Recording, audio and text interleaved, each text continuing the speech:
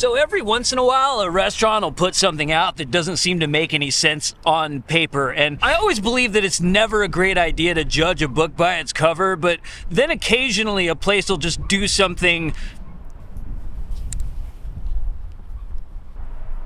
like macaroni and cheese inside of a tortilla.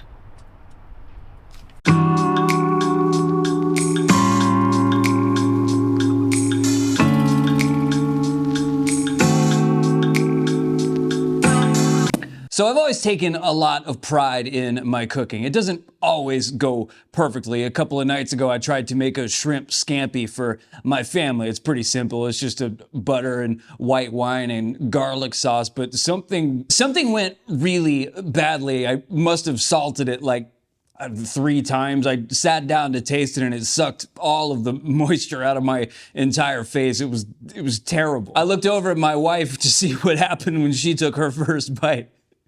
When she tried so hard to be nice, but it was inedible. It's the worst thing that I've ever made in my life, even compared to some stuff that I made in college when all I had was like a donut and some Spam. And that's excusable when you're in college because you're broke and you don't have the resources. And it seems to me like the only time you would ever put macaroni and cheese on a tortilla is either when you're high or when you don't have other options. So I have to wonder what KFC is doing with this thing. They do have some normal ones. They have a honey barbecue, a spicy slaw, and a classic. And apparently it's a chicken tender with macaroni and cheese and a spicy sauce, which all makes sense. But then it's wrapped in a tortilla, which is okay. I like all those things, but together?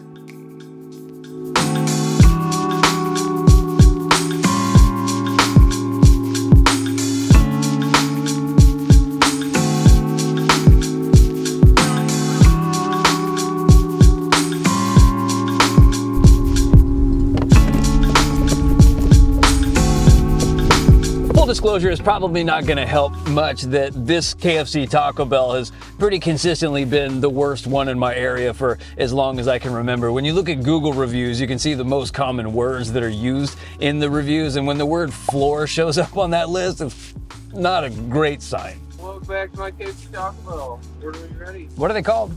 The 2 for $5 wraps. Perfect. What flavor wraps can I get off here? For the spicy mac and cheese and the new barbecue. Okay, let's do what you think. Alrighty.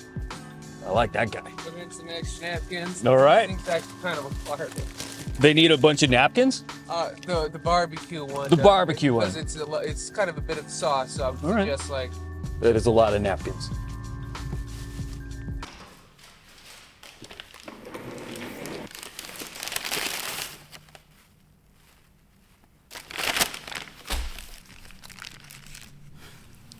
So first impression, it is exactly as advertised. There is a chicken strip and some macaroni and cheese and a spicy sauce that has been placed into a tortilla with all of the pride that you have come to expect. And now that I'm actually looking at it, I don't know exactly how I feel about it. I like all of these things, but there's something about it that's just a little bit unsettling. I generally agree that you shouldn't knock things before you try them, but there are some things that just from having them explained to you don't seem quite right. Like a mashed potato sandwich off the top of my head. I'm sure there are some of you who will say that mashed potato sandwiches are delicious and it's not weird at all, but that's what weirdos say. And maybe that's a me problem. Like I said, I do like all of these ingredients and I do always tell my children to try something first before they tell me they don't like it. And I guess I should take my own advice.